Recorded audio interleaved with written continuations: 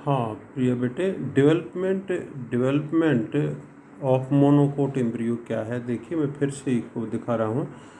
यहाँ से मैंने शुरू करा जाइगोट से। तो जाइगोट तो जो है ना वहाँ पर किस में होता है, एम्ब्रियोनल सैक के अंदर होता है। तो जाइगोट से में फिर माइटोसिस डिवीजन होता है। तो यहाँ पर 3 सेल बनती हैं। वहाँ पर जो 2 सेल बनी थी, यहाँ 3 सेल बनती हैं।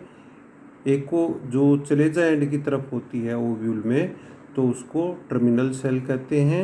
फिर एक मिडल सेल होती है, और जो माइक्रोपाइल की तरफ होती है वो बेसल सेल होती है। तो इस प्रकार से जो है ना ओव्यूल के अंदर ये सेल कहाँ पर है, तो उस हिसाब से जो है ना इसकी ये 3 सेल दिखाई हैं। अभी फिर क्या होता है देखिए, ये जो टर्मिनल सेल है, टर्मिनल सेल इससे कोटिलीडन बनता है। कोटिलीडन जो मिडल सेल है, मिडल सेल उससे जो है ना एम्ब्रियोनल टिश्यू बनेंगे। एम्ब्रियोनल टिश्यू माने सारा जो एम्ब्रियो है वो मिडल सेल से बनेगा। और जो बेसल सेल है, ये बेसल सेल ये जो है न्यूट्रिशन प्रदान करेगी। इसका जो है ना बाद में इसको एब्जॉर्ब कर लिया जाएगा। ठीक है, तो मेन एम्ब्रियो मिडल सेल से बनेगा और टर्मिनल सेल से कोटिलीडन बनता है। अभी इससे जो है ना क्या होता है देखिए, इसको प्रो एम्ब्रियो सेल भी कहते हैं, ये 3 सेल की स्टेज को। अभी क्या होता है इसके अंदर, मोनोकोट के अंदर देखिए, ये जो कोटिलीडन है इसमें जब डिवीजन होता है कोटिलीडन में, तो ये थोड़ा सा लेफ्ट साइड की तरफ जाती है। तो देखिए ये लेफ्ट साइड की तरफ मैंने बनाया है, ये लेफ्ट साइड की तरफ जो है ना ये टर्मिनल सेल से बना है, ये कोटिलीडन है।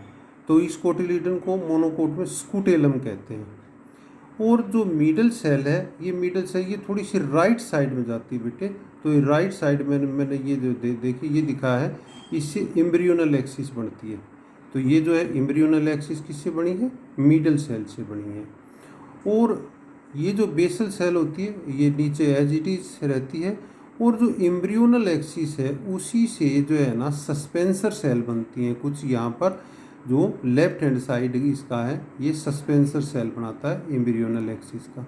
तो ये देखिए ये जो 3 सेल थी, तो इससे एक से कोटिलीडन बना है, मिडल सेल से एम्ब्रियोनल एक्सिस बना है, और basal cell as it is रही है। तो इस प्रकार से ये जो है जो दिखाया है, इससे जो है जो मोनोकोट एम्ब्रियो बनता है।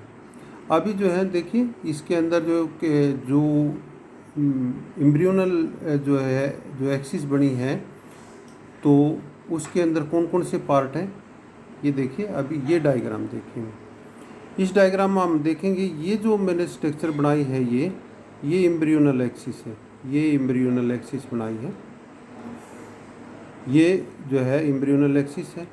और ये साइड में ये क्या था, कोटिलीडन। तो ये कोटिलीडन बना दिया है यहाँ पर, ये कोटिलीडन है। तो ये एम्ब्रियोनल एक्सिस है, उसके अंदर जो है देखिए कौन सी चीज़ कहाँ कहाँ बनती है। जहाँ पर कोटिलीडन मीट करता है एम्ब्रियोनल एक्सिस में, देखो यहाँ पर मीट करता है बीच में, इसके ऊपर वाला जो पार्ट है इसको एपिकोटाइल कहते हैं। और जहाँ पर एम्ब्रियोनल एक्स या कोटिलीडन मीट करा है, इससे नीचे वाला पार्ट है उसको हाइपोकोटाइल कहते हैं। तो ये तो डेफिनेशन है एपिकोटाइल और हाइपोकोटाइल की, कि जो कोटिलीडन से अबो होता है एपिकोटाइल, कोटिलीडन से बिलो होता है तो उसको हाइपोकोटाइल कहते हैं। अभी आप और देखिए इसके अंदर जो एपिकोटाइल का रीजन है, तो उसकी जो अपेक्स है, यहाँ पर ये जो अपेक्स पार्ट है, तो ये लीफ लाइक स्ट्रक्चर जो है ना इसके ऊपर होती है शीत की तरह की रचना, मतलब एक कवर आ जाता है। इस कवर को कोलियोप्टाइल कहते हैं। जो एपिकोटाइल है उसकी अपेक्स के ऊपर ये कवर होता है जिसको कोलियोप्टाइल कहते हैं। इसी प्रकार जो हाइपोकोटाइल है उसके ऊपर एक कवर होता है, तो इसको कोलियोराइजा कहते हैं। अब जो एपिकोटाइल है उसके अंदर जो है ना प्लूम्यूल होता है, जिससे क्या बनेगा, सूट सिस्टम बनेगा। और हाइपोकोटाइल में क्या होता है, रेडिकल होता है, ये रेडिकल से रूट सिस्टम बनता है, और इसके ऊपर रेडिकल के ऊपर रूट कैप होती है। तो इस प्रकार से जो है ये जो है रचनाएं इसकी बन जाती हैं। अर्थात ये जो डायग्राम था एम्ब्रियोनल एक्सिस, उससे ये एम्ब्रियो जो है ना बनता है। और इसी प्रकार से ये यहाँ पर क्या था, कोटिलीडन या स्कूटेलम, तो यहाँ पर ये स्कूटेलम ये दिखा रखा है। जो बेसल सेल है it is absorbed, it is nutritive in function, तो ये न्यूट्रिशन प्रदान करती है और इसको एब्जॉर्ब कर लिया जाता है। तो यहाँ पर जो है देखिए, यहाँ पर कोई बेसल सेल दिखाई नहीं गई है, इसको एब्जॉर्ब कर लिया जाता है। द कोटिलीडन इज जो है शील्ड शेप, जैसे शील्ड होती है इस प्रकार का होता है, और कोटिलीडन मेम्ब्रेनियस होता है और लीदरी होता है, इसके अंदर कोई भोजन नहीं होता है। जैसे डाइकोटिलीडन में भोजन होता था ना, उसके अंदर फूड होता था, परंतु यहाँ पर कोटिलीडन मेम्ब्रेनियस है, इसके अंदर कोई भोजन नहीं होता है। तो इस प्रकार से ये मोनोकोट का जो है ना एक एम्ब्रियो है और ये कोटिलीडन है। अभी मैंने लास्ट चित्र में आपको दिखाऊंगा, ये मैंने यहाँ पर पूरा सीड दिखा दिया है। यहाँ पर जो है ना क्या दिखा है, मोनोकोट सीड दिखा दिया है, ये एक सीड है। तो यहाँ पर इसका जो अबो पार्ट है, ये जो पार्ट है, ये बड़ा पार्ट, इसमें एंडोस्पर्म होता है और इसके चारों तरफ एक प्रोटीन की लेयर होती है जिसको प्लूरोन कहते हैं। और सीड के निचला जो पार्ट होता है इसके अंदर, इसमें ये एम्ब्रियो पाया जाता है।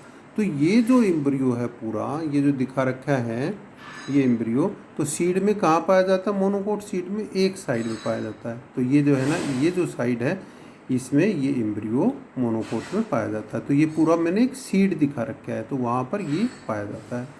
अच्छा, जब सीड का जर्मिनेशन होता है तो यहाँ तो कोटिलीडन में इसमें तो भोजन है नहीं, तो भोजन कहाँ से चल कर आता है, यहाँ से भोजन जो है ना डिजोल्व होकर के और इस कोटिलीडन में ऐसे आएगा, और इस कोटिलीडन से फिर एम्ब्रियो में आएगा, और एम्ब्रियो फिर जर्मिनेट होगा।